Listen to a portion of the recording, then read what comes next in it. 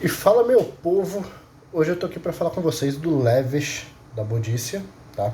Bodícia The Victorious. Já tô com ele aqui na mão esquerda. E cara, esse perfume que deu um certo trabalhinho pra gente, pra mim, pra resenhar, porque cada site meio que diz uma coisa, tá? Inclusive o site da própria Bodícia parece estar escondendo bem o jogo em relação principalmente a notas, né? Isso é muito comum. Muitas casas de perfumaria realmente não informam praticamente nada em relação aos ingredientes, às notas que utilizam nos perfumes, tá? E aí você tem o site da Bodícia dizendo uma coisa, o site do Fragrantica dizendo outra coisa, o site do Parfume dizendo outra. Então é uma salada de coisa que realmente para você descobrir o que de fato tem no perfume dá um trabalhinho, né? Inclusive tem divergência, né, nas informações até o ano de lançamento. No site da Bodícia não tem dizendo, pelo menos eu não achei, tá? Dei uma procurada legal e não achei. No site da Parfumo tá dizendo que ele é um oriental. No site do Fragrantica tá dizendo que ele é um oriental especiado compartilhável lançado em 2019. E no site da Parfumo tá dizendo que ele é um Cítrico Verde lançado em 2016. Então, assim, informações sobre esse perfume é uma loucura, tá? Você conseguir realmente quais são as informações corretas é tenso. Na verdade, eu acho que não tem muita informação errada, a não ser em relação ao ano de lançamento, que realmente aqui tá um tanto quanto complicado, né? Porque uma diz uma coisa, outra diz outra. Mas eu acho que, pelo menos em relação às notas, que é o que mais importa pra gente, não é que tá errado, é só porque um site meio que complementa o outro, né? O site da Budista não tem dizendo quase nada, o site do Fragrantica já tem dizendo um pouquinho mais, e o site do Parfumo já tem mais informações do que todos os outros, né? Então, eu vou estar me seguindo, vou estar me guiando aqui mais ou menos pelo site do Parfumo, tá? Porque eu acho que é o que de fato chega mais perto de fato apresentar o que o perfume apresenta em relação a cheiro, tá? Não duvido que tenham outras coisas aqui ocultas, né? Outras coisas não listadas aqui no perfume. Isso é bem comum na perfumaria, é muito difícil a gente de fato saber todos os ingredientes que são utilizados, porque a grande maioria dos perfumes utilizam aí 20, 30, 40 ingredientes ou mais ainda, então é realmente difícil que você pegue tudo, até porque muita coisa não está nem aparecendo como o próprio ingrediente, né? Tá ali na composição de algum acorde, enfim. Perfumaria é um negócio mais complicado do que parece, né? Mas vamos lá. Seguinte, o que acontece, povo? Esse é um perfume que é mais um dos casos de Bodícia pegando um perfume que já existe e fazendo a sua versão. O que é bem comum na perfumaria de maneira geral, a gente está acostumadíssimo a ver essas cópias, né, esses perfumes que são basicamente iguais a outras versões, com algumas pequenas diferenças, algumas pequenas coisinhas. Esse cabelo tá me enchendo o saco, mas eu vou deixar ele assim. É bem comum a gente ver essa estratégia, né, de fazerem perfumes, de casas fazendo perfumes muito parecidos com perfumes de outras casas e tudo mais. Basicamente, quando um perfume faz muito sucesso, todo mundo quer ter uma fatia desse sucesso, né? Todo mundo quer ter uma parte disso. E a Bodícia não é diferente, ela vai querer roubar um pouquinho do sucesso de outras casas, né? No caso do Lavish, ele é muito parecido, muito mesmo, tá? Eu não tenho o outro perfume aqui para testar do lado, mas eu já testei ele várias vezes, já senti ele algumas vezes, que é o Grey Vetiver de Tom Ford, tá? Esse perfume ele vai muito na vibe do Grey Vetiver, com algumas mudanças, né? Algumas diferencinhas aí, mas a vibe é muito parecida, tá? Se você gosta do Grey Vetiver, inclusive, recomendo você conhecer isso aqui, porque é um Grey Vetiver 2.0, né? É um Grey Vetiver que de fato tem mais qualidade, ele tem realmente um trabalho mais bem feito aqui.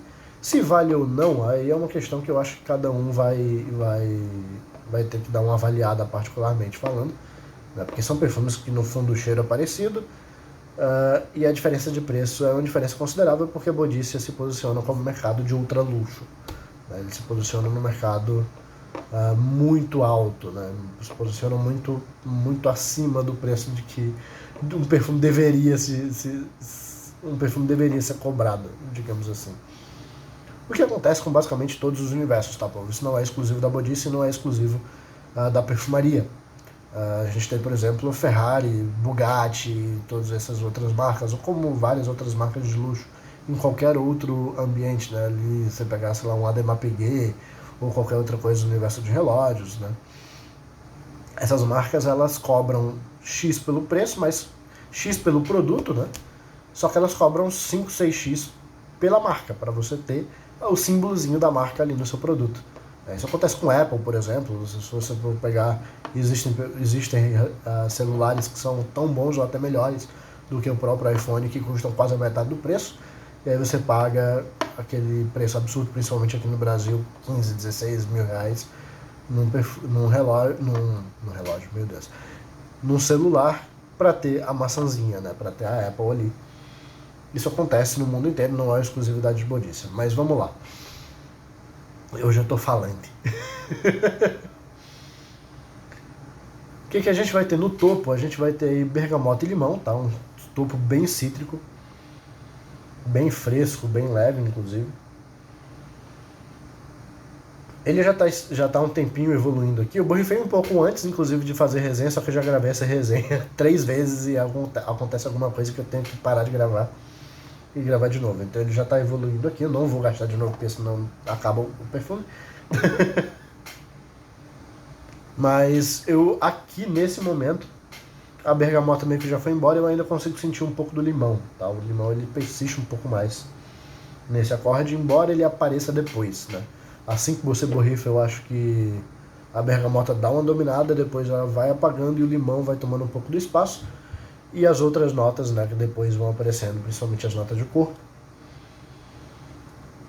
Sinto bastante da noz moscada aqui. É um perfume bem picante, né? A noz moscada ela aparece bastante, é um perfume bem especiado. O que faz sentido, inclusive, em relação a classificação do fragrante, que categoriza ele como oriental especiado compartilhável.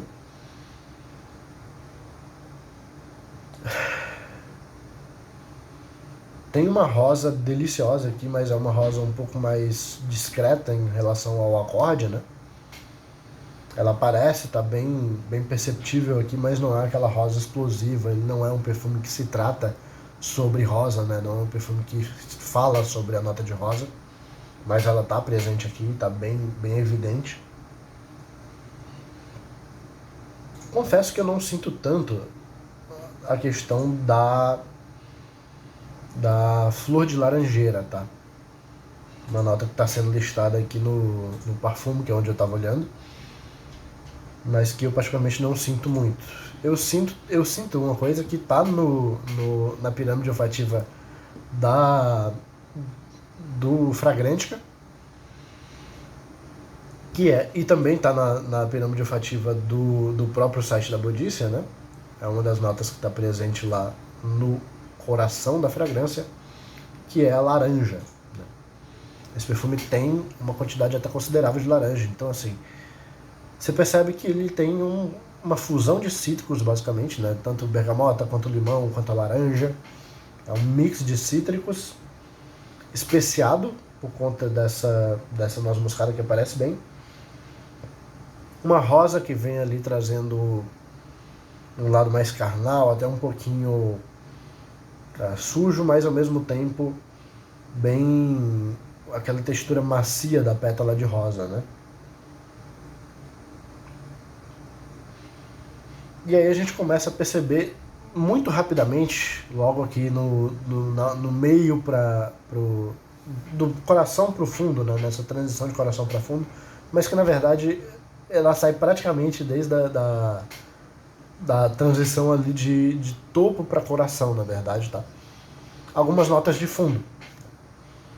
Essa coisa de topo, coração e fundo, ela é usada só para a gente ter uma estruturinha, né? Só para a gente ter uma ideia, mas não necessariamente as notas de base ou de fundo vão aparecer só na base ou no fundo, ou as notas de coração só vão aparecer no coração. Não é como se fosse exatamente um bloco depois outro, tá? Tem notas ali que aparecem às vezes tem uma nota de fundo que aparece lá no topo, enfim, isso é bem comum e já aconteceu em vários perfumes que eu resenho para vocês, mas enfim, caso esteja alguém aqui que esteja vendo a resenha pela primeira vez, né, não esteja inscrito aqui no canal, já se inscreve, inclusive, obrigado. Mas isso é bem comum de acontecer, né, das notas não obedecerem necessariamente a sua ordem na pirâmide, né. Mas enfim, eu consigo perceber muito já desde praticamente ali, como eu falei, da transição de abertura para coração, né? Eu já consigo perceber muito do vetiver, tá?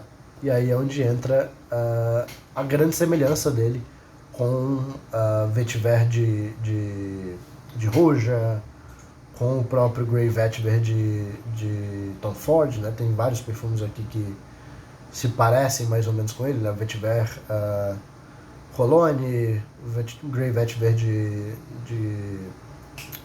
Tom Ford, tem um Vetiver d'Hiver da linha exclusiva de Armani, enfim.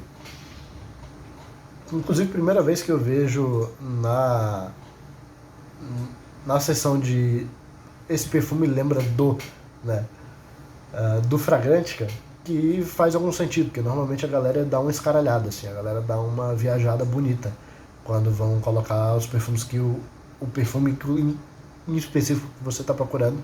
Quando eles vão colocar os perfumes que se parecem com ele, a galera normalmente dá uma viajada. Nesse caso eu acho que está bem condizente. E é por conta justamente desse vetiver, né? Um vetiver muito potente, muito explosivo, é um vetiver, cara, que praticamente domina a fragrância, tá? Então se você não gosta da nota de vetiver, aqui vai ser um problema, tá? Acho que quando você tem um nome, por exemplo, Grey Vetiver, né, o próprio nome da nota já estando no nome do perfume, isso já dá um certo aviso pra galera que não curte tanto certas notas, né? Aqui no nome, no caso do Lavish, não tem, então pra galera que tá esperando aqui pra ver quais são as notas, quais que são as notas que mais dominam, saibam que é um perfume à base de vetiver, basicamente, tá? Então, se você não gosta da nota, acho que não vai ser um perfume para você, realmente. Perfume com vetiver muito potente, um vetiver verde, levemente terroso, aquela coisa mesmo de floresta, de raízes, né, daquela coisa de chão molhado. Até porque tem patchouli aqui também, tá? Patchouli também bem verde, também úmido. É cheirinho de terra molhada, realmente, assim, com algo, obviamente, amadeirado no meio, né? Tem uma questão ali de raízes de madeira, até porque ele tem cedro também. Tem um cedro bem seco aqui.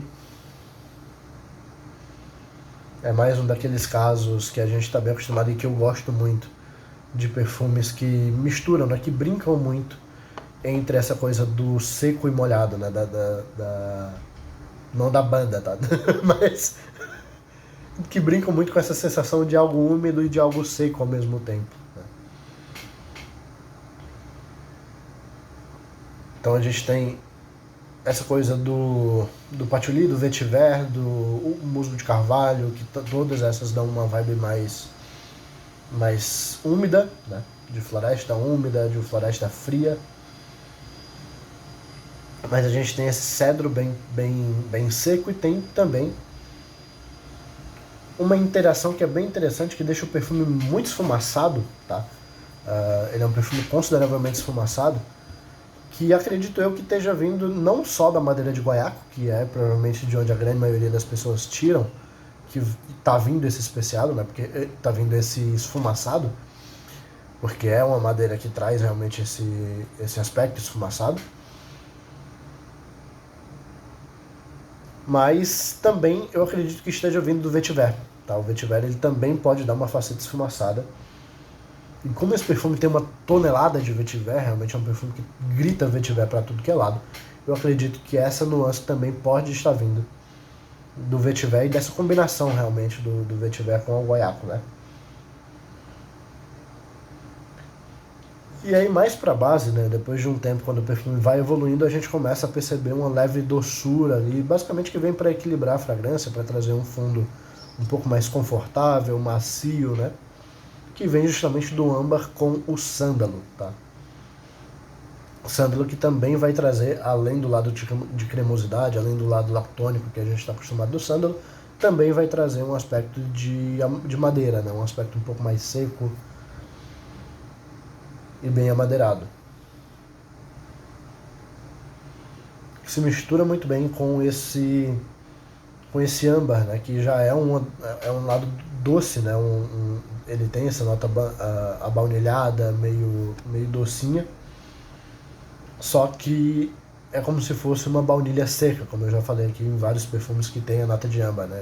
Ele traz essa sensação meio seca, como se fosse realmente, se você já viu âmbar, né? Que é aquela resina petrificada, é basicamente como se fosse aquela textura que o âmbar passa, né? Uma textura meio seca, quase como de uma pedra mesmo. Como se fosse uma pedra meio docinha. É basicamente essa sensação que eu tenho em muitos âmbares, né? Uma pedra meio abaunilhada, é muito doido. Inclusive, eu amo a nota de âmbar, cara. Uma das minhas notas favoritas na perfumaria, inclusive. Na verdade, não é uma nota, né? É um acorde, mas a gente utiliza para ficar mais fácil. Né? Para ficar mais fácil, a gente se refere muitas vezes à nota de âmbar, mas é um acorde que normalmente, como eu já falei algumas vezes, é formado por baunilha, tonka, benjoim e ládano, tá? Esses pelo menos são as 4 notas que compõem um acorde de âmbar mais clássico, né? Tem vários acordes de âmbar diferentes, dá para você fazer de diferentes formas, mas o acorde mais clássico são essas 4 notas juntinhas. Enfim, é basicamente isso que o perfume apresenta em relação a cheiro, né? Perfume que não é extremamente complexo, até porque é um caminho olfativo muito comum na perfumaria, né? Um caminho olfativo que a gente está muito acostumado já por conhecer, por exemplo, o próprio Grey Vetiver, que é um perfume muito, muito, muito famoso da grife de Tom Ford, né? Um perfume designer, mas que é aquela coisa que são os famosos designers por conveniência, né? Os famosos designers porque caem dentro da definição de designer ser uma marca, de ser na verdade uma definição quanto à marca e não quanto ao perfume, né? De ser uma definição que diz que a marca está em outros meios, né? Ela atua em outros meios que não somente a perfumaria. É basicamente isso que quer dizer um perfume designer, né? Que faz parte de uma marca que não produz somente perfumaria. E aí, por que chama designer? Porque normalmente a grande maioria dessas casas foram fundadas por designers de moda. Então você tem Armani, a própria Tom Ford, todas as marcas mais tradicionais, né? Chanel, Dior, etc. Tudo isso faz parte da perfumaria designer. Aqui não. Aqui, no caso, na Bodycia da Victorious, a gente tem uma casa de perfumaria de nicho, porque ela só está no nicho de perfumaria. Por isso que ela é chamada assim. Tá? Só uma explicação básica do que significa perfumaria designer e nicho. Talvez para o pessoal que estiver entrando aqui no canal e não saiba dessa definição, né? Então a gente tem um perfume que não tem lá grandes complicações, assim, não é um perfume que sai muito do caminho que a gente já conhece com o Grey Vetiver, com o próprio Vetiver de Roja, né? Estão todos mais ou menos ali no mesmo estilo de fragrâncias, claro que cada um tem a sua característica ali, tem a sua particularidade, mas todos eles vão mais ou menos para o mesmo caminho, apresentam mais ou menos ali acordes parecidos, né? O Vetiver dominando a coisa toda, com mais ou menos as mesmas nuances e tudo mais.